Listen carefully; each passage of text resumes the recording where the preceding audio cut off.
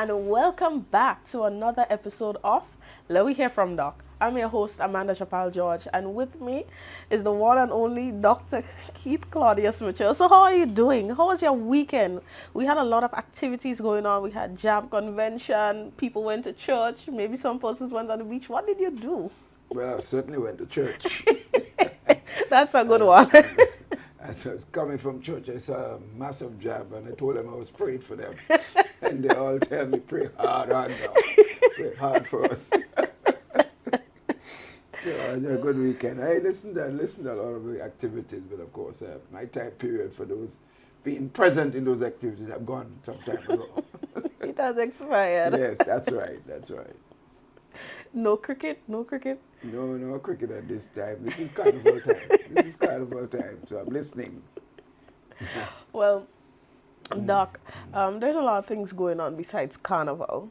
You know, there are talks of, constitutional reform has come back on the table. And it's a topic that stirs a lot of emotions, especially around rights, governance, national identity. And you are the helm during previous efforts to move it forward. So what are some of the key lessons that you took away from those experiences? And what do you think the public needs to better understand before any meaningful change can happen? First of all, as you mentioned before, I certainly believe that we were handed a constitution by the British. We were very much, there was hardly any involvement of the people. And that's a preamble to anything else we say. About the Constitution, that we didn't really have a say, but it is our Constitution. And it appears, no matter what we think as individual persons in leadership position, in the final analysis, the people must be clear as to what our intentions are and what we intend to do and what changes we are recommending for them to support. So we may think that we want to see certain changes, but the people must be involved. And we in the question in the past, when we attempted to solicit the support of the people and bringing them on board, we had a constitutional referendum. And I believe that is probably the best way in which to ensure that your people support. So some of the ideas that are being expounded now were elaborated on before. And what we are clear is that some people clearly never understood the changes that we were recommended, and they did not support it. And I believe, therefore, whatever initiative that we take now and the new claim is that we didn't have to go to a referendum. Well, it's not about just the legality of it, it's about what is necessary in terms of the people. So I personally believe that the people must be involved, no matter how much we think. We may think otherwise, and therefore I believe that we should definitely go to a referendum. And in fact, I believe the time when we went to a referendum, from some of the things I see being put forward now, had the opposition party then supported it, it would have passed. But they campaigned against it. The same National Democratic Congress individual now who's in government that are telling us they don't have to go to a referendum to pass these things, and are recommending it, and now supporting the need for the change. We are saying we are not like the NDC. When we believe in something that is right, we will say so. And therefore we will not do like the NDC and oppose any constitutional change that is in the interest of the people. But what we are saying is, since the government is now supporting it, the opposition is now inclined to support, then therefore there should be no need to go and indicate that you don't want a referendum. Let's go to the referendum. And I'm insisting, and our party will certainly, after the party's executive met the team who were recommending the changes through Parliament at this time. We listened to them and were inclined to give support if there were no objection, but we have been informed by legal experts that we need we need a constitutional reform. If we have to get it, then we must go to a referendum. Let the people decide. And therefore, opposition remains the same. Let's go to a referendum. And I believe that's going to be, that's the national executive of the party has now decided and recommended to us as leaders that that's what they want to see. And that is what we will be recommending going forward. So if it is brought to Parliament, we will not be able to support without a referendum involved. That's what has to be our position. Yeah, because you definitely need the people's involvement. And as a party, it's always good to stand for something or you'll fall for anything. Well, the key thing is we were told before that we need a referendum by some of the same people who are now pushing it differently. And therefore, we are saying, since others are now telling us that is not the case, that there are difference of opinion from legal persons that who have advised us accordingly. And since there is a dispute among the legal persons, then the only way to ensure, and especially in the context that both parties are now saying they support, then let's do the right thing. Let's go to a referendum. And therefore, we will not be able to support without a referendum being proceeded with. I agree. Dr. Mitchell, in this era where fake news, you know, right now it spreads like wildfire, sometimes faster than the actual truth. How have you personally handled propaganda and malicious misinformation, especially when it was clearly designed to discredit or distract you as a leader? Well, let's face it, it is said the only thing that stands the test of time is the truth. That's firmly one thing we all must understand about life. It is not easy when people spread propaganda that turns out to be false, especially when it deals with your character. But I mean, I think one has to go back. I think a lot of the issues of lies and propaganda and hate really came through during the 70s with those who were attempting to remove the government of the Grenada United Labour Party of Eric Gary. And a lot of propaganda was spread by the NJM against Gary. Some of us believed it as young people, believed the propaganda. There was a claim that Gary had some pictures and tapes of all kinds of women in his home, and they saw it, and a lot of people believed it. And that he was into all kinds of obia type machinations and so on. And they were spreading this, and many of the leadership of the NJM were involved in that propaganda and so on. In fact, they went as far as to claim it. I remember the elements of the opposition was involved in the execution of Innocent Belmar in Birch Grove. And they were skillfully able to convince people that it was Gary who plotted to kill Belmar and was involved in the death. And so Eric Gary was later on was proven to be totally innocent. So we are used to people of that type of element. And you see it playing out today, some of the same elements who were tutored by those leadership then are now into the same propaganda, spreading propaganda. In fact, they got some of the same elements who were involved in those criminal element activity to say that I was involved in plotting murder with them, you know. So they have not changed their colors. They might come and preach a different language, but the same methodology is being used. So the propaganda you're hearing. So you will hear all sorts of things. As I said to people, the NNP will never proceed in that direction. We have never attempted to be part. So anytime you see a salacious propaganda rumor and where social media now is involved, it is far worse than then. You know, because we didn't have that level of communication network available in the 70s and the 80s and the early 21st century. So now it's going to be far worse. So one has to be far more you have to be more careful when you see and hear things and to tend to believe it. So you're not surprised when you start hearing all kinds of stuff now.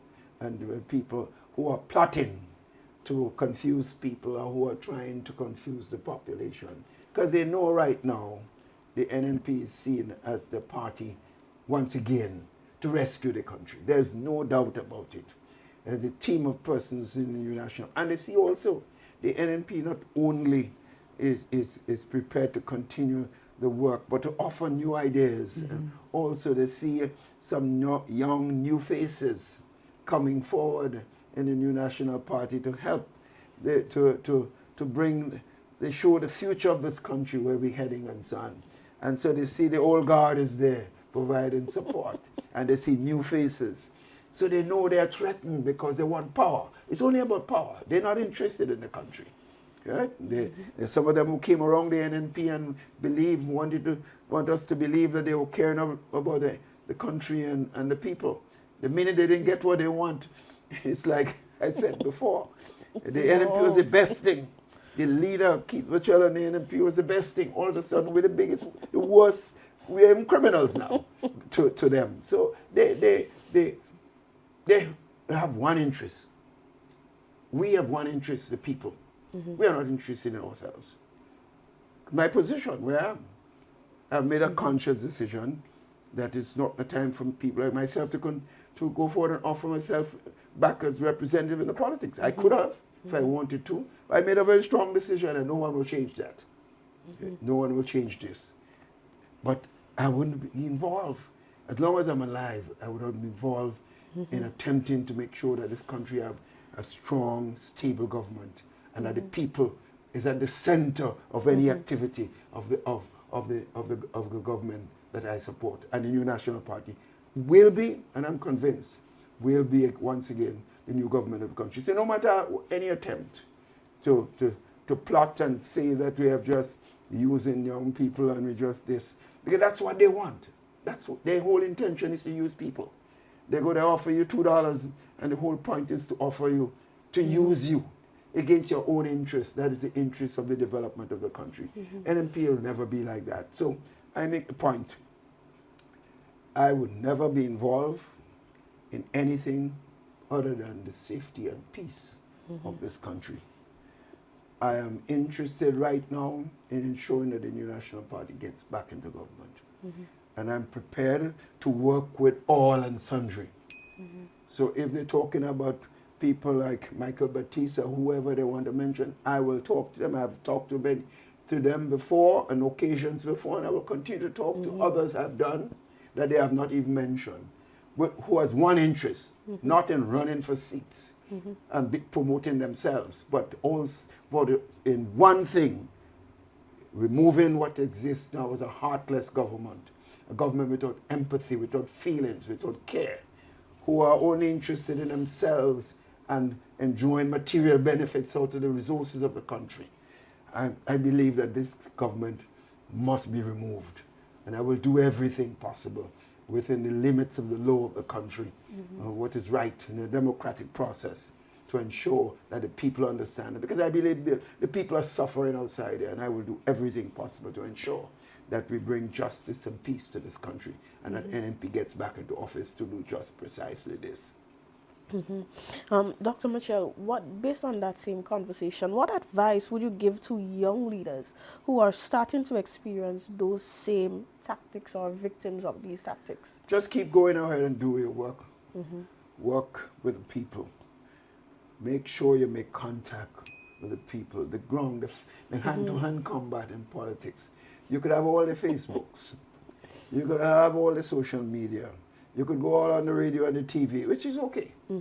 But face-to-face combat. Go to the villages, go to the house, talk to the people.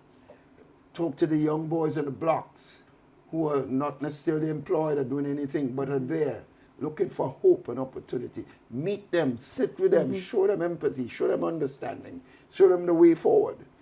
The young ladies who are looking for a future, we have programs to demonstrate, as we did in government. All the programs we had in the money and the different programs that we have had in government, we intend to expand that and do even more to bring, not to use them to get votes and to get power and then dump them. That's not our objective. So I'm saying I believe the young people and the young people like yourself, Amanda, hold back. I mean, I'm totally behind people like yourself because I see the future of this country in people like your hands. I see young Diali in the South. We have an amazing young lady called Nolan Thompson St. David's who is going to beat Dick Mitchell because he does not care about people. He has no feelings for people. And every time you see Nolan, you feel warmed. You see people.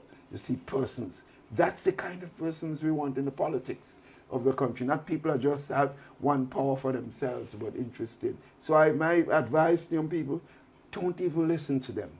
Go meet the people because they can't reach the people if you reach them and show them that there's a future and that you care deeply about them and that you're going forward. So don't worry. Don't even think them. They could run them out and say all kinds of, get all kind of false characters to put things on social media claiming that they're just being used and so on. Nonsense. Spend no time. Just make sure you go and deal with the people of the country and they can't stop you. You have Brother Cox in Carrick who is doing an excellent job. People like himself, and people as warm, who cares about people. I see this country with people like yourself, Cox, Nolene, Diali, and all these people. I see them as people who care about this country. And I know when they get into government, the people will be satisfied. They won't be perfect. No one will be. So don't expect them to be like if it's heaven. There will be areas of difficulties. But people will be treated properly and there will be hope and opportunities for the future. Before we move on, looking back, were there any moments where ignoring the fake news was the better strategy and other times where you had to confront it head on? How did you decide when to speak and when to say Well, sometimes it's tough, especially when you are yourself being attacked and when things are not said. For example, the issue of the briefcase issue, it's a nasty, dirty piece of propaganda. And you had to face this because it was well orchestrated. And it was, imagine I was Prime Minister and I have to go outside facing people with this room outside there. And it made you look stupid, it made you look corrupt and so on. So you had to fight it. You had to, first of all, you had to have confidence in yourself. You had to believe in yourself. And then if you have that and you know it is not true, then face the consequences. So what did I do? I called an inquiry on myself and said anybody who has information about the briefcase and what was said, come to the inquiry. All of them who were running their mouths, not one man showed up in the inquiry. And they sent people all over the world to look for this tape with this briefcase of money that I collected. They could not find it. What happened? That killed it and hurt them politically. And in fact, it demonstrated that if you believe in yourself and if you know something is not true, face the consequences of dealing with it. Go forward, let people know, but do not allow that to hold you down. You know, they would like you to sit there back and mourn and not go back and not continue your work. Continue your work. I did not allow that to stop my contact with people. I was all over the communities doing my work. But at the same time, I dealt with it at one level and continued the contact with the people. And that's the solution, because as I said at the beginning, Amanda, the only thing that stands the test of time is the truth. That's it. Lies only last for a certain period, and the truth is the one that lasts permanently. Doc, let's jump into projects and bidding. It appears that the process of bidding for public projects is no longer as institutionalized, or transparent as it used to be. Many people are getting contracts with what seems like proper technical evaluation or competitive bidding. So what are your thoughts on these? How do you see this affecting the good governance? The word technical is something this government know about this word. They didn't actually know about it. It appears that they may not know about it. But clearly it's amazing because we instituted a number of the Fiscal Responsibility Act. That has clearly been dumped. We have instituted the Procurement Act and many other acts that deals with responsibility in the public service, accountability and transparency. So I can't understand that you have the public service. In many cases, public servants are supposed to be involved in many of the things that see happening. I don't know how some of the things I see happening. Contracts have been given to people based on what they perceive as the relationship of individuals to members of the government. not necessarily people that are competent. When we were in government, many members who supported this government or supported other political parties, when they bid, they won contracts. It was not just supporters of the NNP. And I mean, a typical case is Joe Gilbert, for example.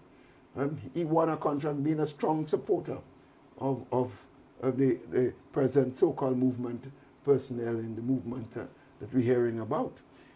And they were not members of the NNP, they were not supporters. And I could name a number of them, and I wouldn't want to call many of those people's names. But they won contracts based on the submission of bids. And when the bids come on a serious contract, a major contract, for example, your technical component must be available. Your ability to finance the project, to mobilize, must also be there. And other basic fundamental things had to be satisfied. But it appears that people are just given a contract and then, I don't know how they get it in the first place. And that's something that would have to be investigated when a new government gets into office. How did this person get that contract? You know, we're not saying that people should not have an opportunity to survive and to have benefits. But the public purse must be protected in anything you do. And I'm saying it's important that these issues are in fact heard in the public arena, because what we see happening now, and no wonder why most of these projects are not being completed. We know, for example, the Molinier project, almost $30 million has been spent, and it's in a state. That whole road in Molinier, we had budgeted about $11 million, and I'm convinced if we were in government, that project would have been finished within budget and we'd have a proper road. But that's NDC style of management. And other projects, the one on the cliff, as you know, millions of dollars have gone on, up to now it's at a standstill, it's stopped. And you're hearing all kinds of rumors about bribery. I mean, people are talking about who get what and so on. And we are not involved in this.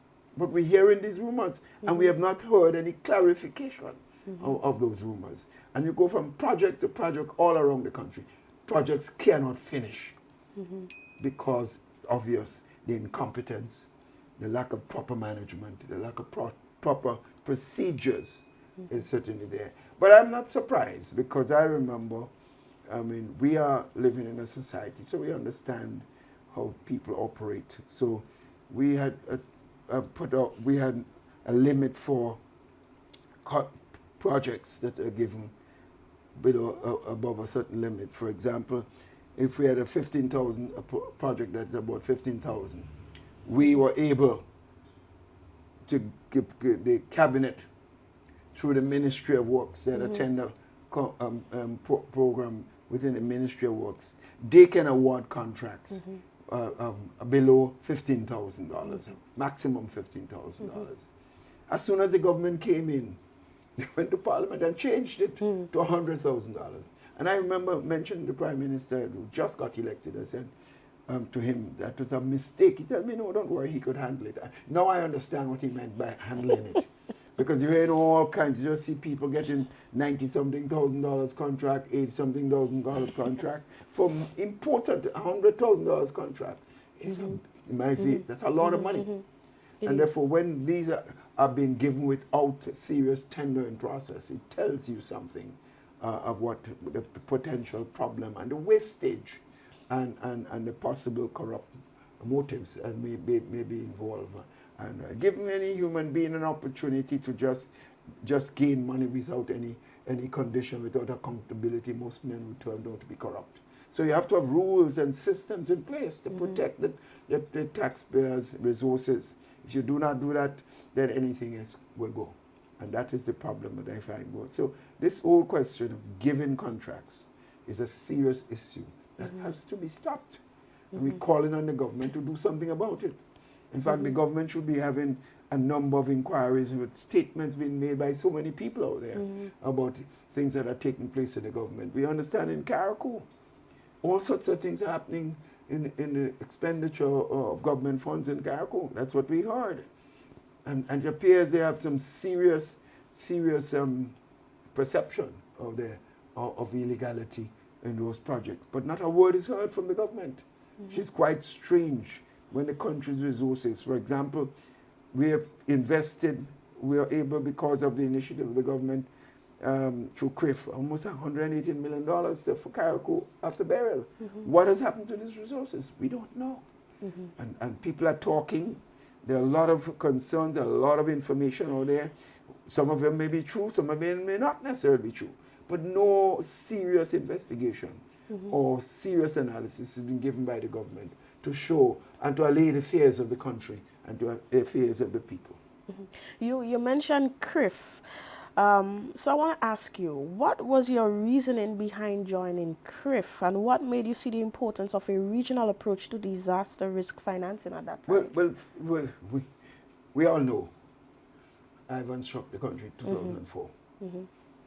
And I was Prime Minister then. It was one of the most, I would say, emotional period of being in government. When I woke up the morning in September, that 2004, that when Ivan struck the night, and I looked around, Grenada was like a matchbox that was squashed, was smashed up all over the country. Everything was flat on the ground. So could you imagine the amount of work we were doing, and to have to face that we had to go all over. And thank God we had the support of the regional and international community. At that point, I had a strong relationship with the President of the United States, George Bush. In fact, he called me directly, and he was able to get me through a certain special phone. He got the ambassador from Barbados to come down with a special phone so the President can call me directly from my office and from my home in Happy Hill, because Montreal was completely destroyed. And we recall that we had to do a lot of serious support work outside there to bring back our country. So when we looked, we didn't have the resources. We had nothing in the treasury that was left for any disaster. We had no program that we expected. We had to only begging people. And we were able to use our regional international connection. As I mentioned, President of the United States did send about $50 million immediately to help us. And other countries came forward. The Prime Minister of Trinidad and Tobago came home to me as Prime Minister Manning, and he mobilized the region and support. My regional colleagues came forward, and we got support around the globe. The British government sent in resources, we tried sending personnel to help us. So we got regional and international support. I said to myself, yes, we're able to do it. And within 2 years, we were able to bring back some people, when they came back to Grenada 2 years later, they could not believe how Grenada appeared to have recovered in a significant way. But I said, look, that must never happen again. And we decided, listen, if there are any opportunity to have some kind of program or insurance where if a disaster occurred, that we'll be able to access the needed funds immediately without having just go in and beg and hope to receive help. And therefore we learned from our regional international friends. There was this program called CRIF that we can invest in, join, and of course we had to pay the premium and regular payments to continue to be part of that, in case in the future we are able, hopefully we don't have to, we would never have to, but in case we need it, we'll be able to access it. Well, it turns out that 20 years later, almost 20 years now, less than that, Grenada had beryl. And therefore, when beryl hit Carriacou and Pidimanic and the upper part of the country, the north, and we declared those areas disaster, it met the condition for being able to access this emergency support. And we were able, and the government then was in government at the time, because we were out of government by 2022, was able to use that CRIF again because of the new National Party's initiative and vision, and were able to access $118 million going forward. That's the kind of initiative and activity that the new National Party has brought for the country. Without that amount of money, Carriacou would not have seen any support. And even with that, the question is what has happened to this money? They say $40 million has been spent one way and 20 another, and nobody can see where this money went. So all these things that people have to find out one day, where all this money went, who has benefited besides the people of the tremendous resources that the country received, and people have not received it.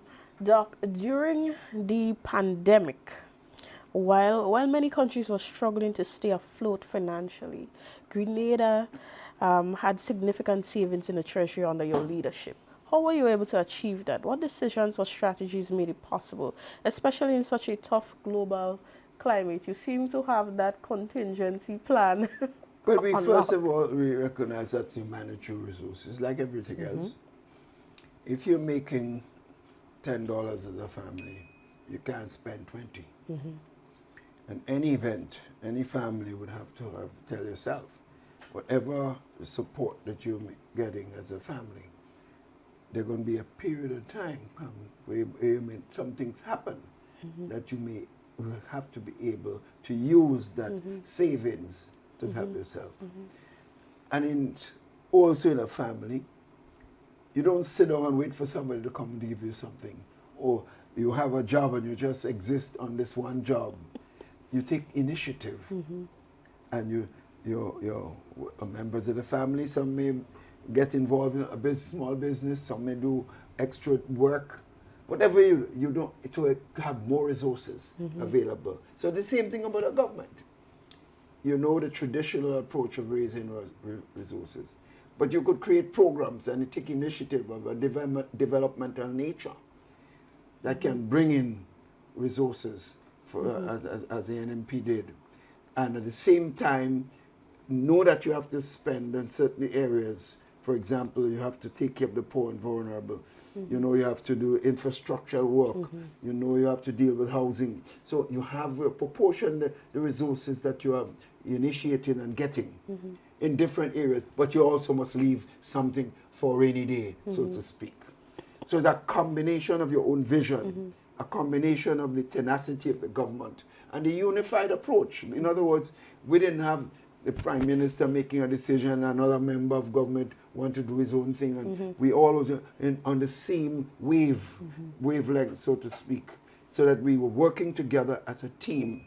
And that's what savings were there, the initiative for programs for the vulnerable were there. We had, in a period like now, over 6,000 people used to be on the road working. These are the poor people without jobs.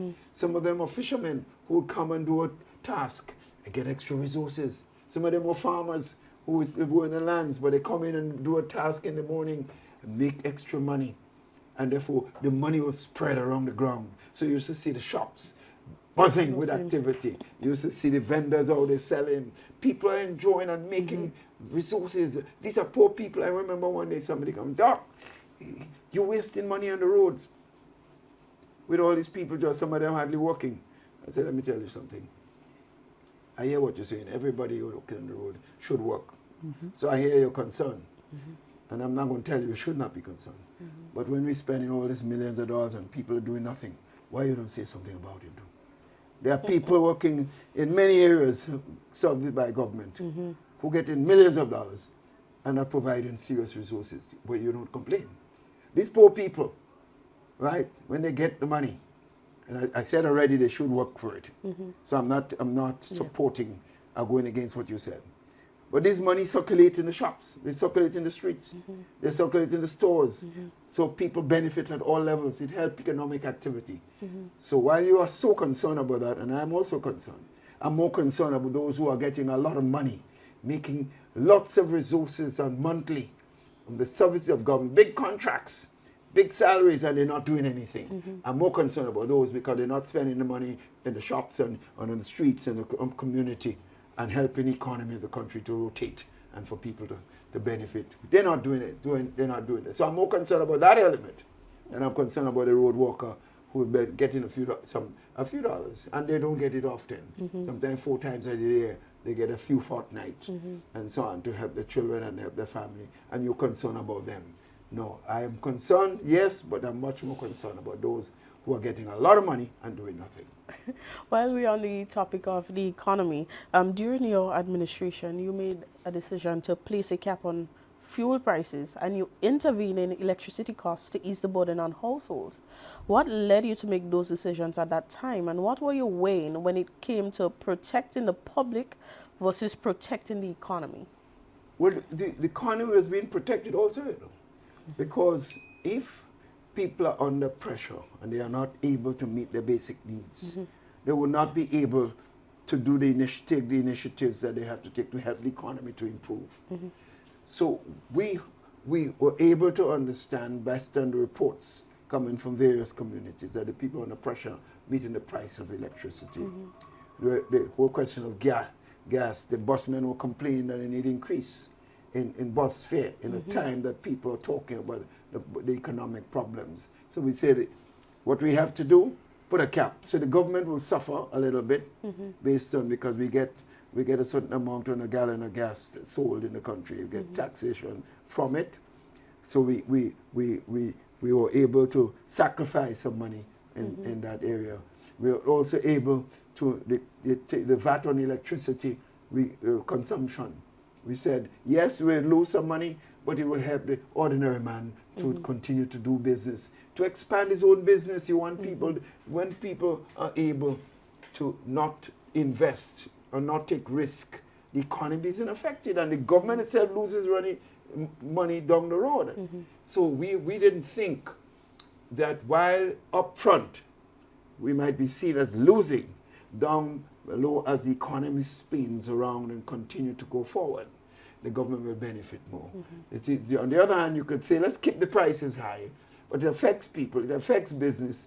So the whole question of the consumption, economic activity, which government can get resources from, based on the VAT and the other taxation that you have down the road, will be affected. So it will be penny wise, in my view, pound foolish. And that's the kind of statement we hear about over and over. Penny wise, pound foolish. So because of first of all, you have to have an empathy for people.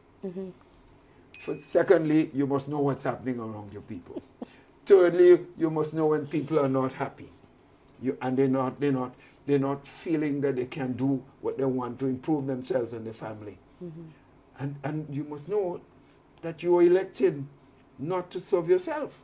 You are elected not to feel good about your position of authority, whether you're prime minister or minister, and people are suffering. In fact, I would prefer not to have any title at all, and to see people doing well and benefiting, or on the other hand, having all the titles, and you see people suffering, and you are responsible for their suffering because you are in charge. I wouldn't want to be part of this. Now, with those caps no longer in place and the cost of living is rising, many people are feeling the squeeze. So looking back, do you think policies like those should be part of a long-term economic planning, especially in a small, vulnerable economy like ours? That's obvious. I mean, if you're involved in managing the affairs of a country, and you are not taking into consideration what works well for the people, what helps to motivate people, what helps to keep them taking risk, then you are not going to be doing what is necessary to help yourself and to help the country. Because by helping your fellow men, by helping the country, you are in fact helping yourself, because it makes when you're out there in the streets, if you are not satisfying people, you will feel the hostility of the people. So if you prefer to feel the hostility of the people while they're suffering and have revenue coming into government as you think you want, and you're facing the hostility of people, seems to make no sense at all. So you are in fact, in a way, selfishly thinking about yourself if you are satisfied with the people of the country. You mentioned empathy a while back. Do you think that empathy is missing in today's decision making? Well, it's clear this government seems not to care. One thing, anytime you hear your minister talking, particularly Prime Minister, you never see the feelings coming from it.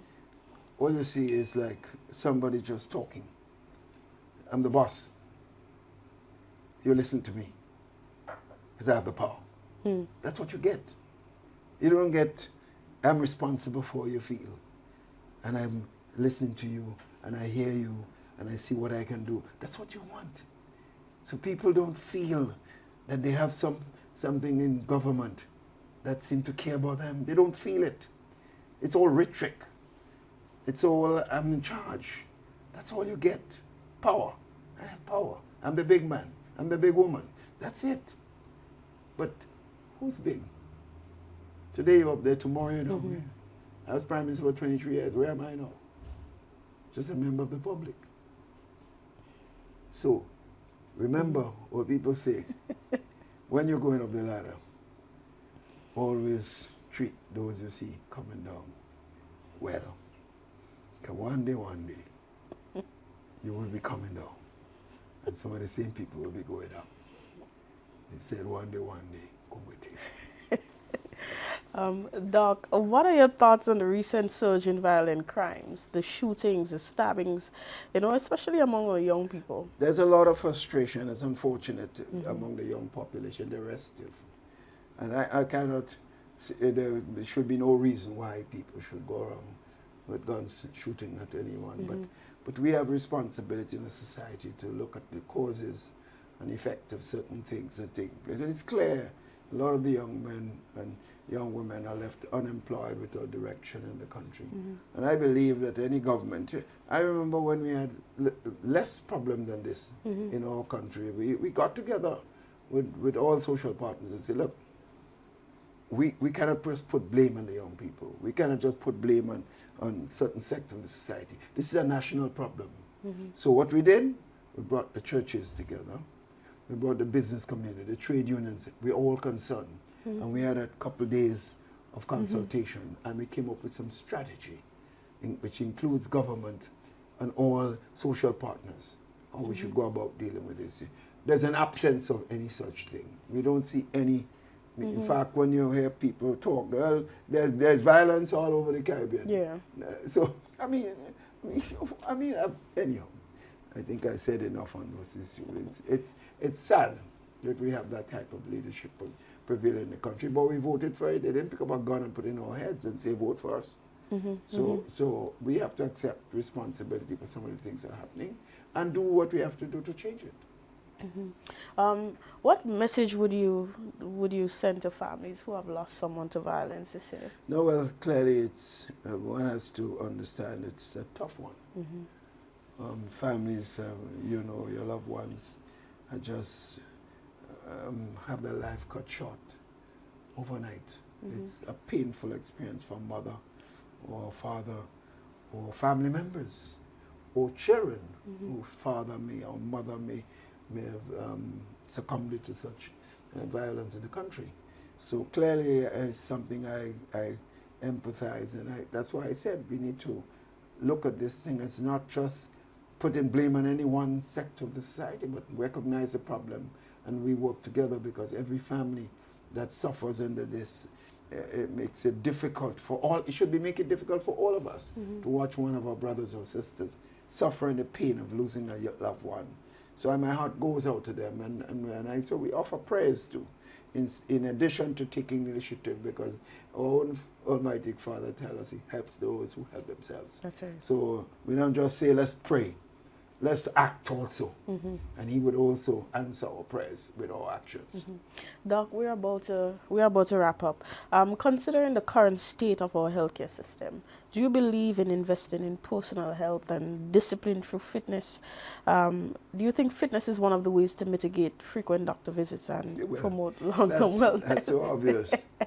I've learned this way back.